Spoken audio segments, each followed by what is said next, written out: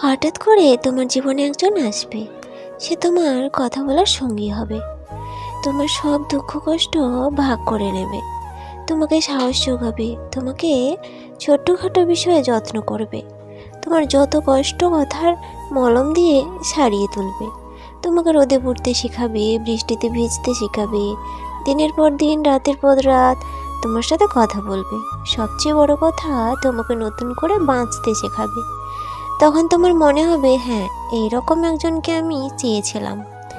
অনেক বছর অপেক্ষার পর আমি তাকে পেয়েছি, আমার পাশে একজন আছে। তারপর যখন কথা বলাটা অভ্যাস হয়ে যাবে, বদভ্যাসে পরিণত হয়ে যাবে, তখন একদিন হঠাৎ করে মানুষটা বদলে যাবে, তোমাকে ব্যস্ততা দেখাবে। সারাদিন অপেক্ষা করার পরেও একটা মেসেজ বা কল আসবে না। তুমি বারবার ফোন চেক করবে, কিন্তু তোমার অপেক্ষায় থেকে যাবে।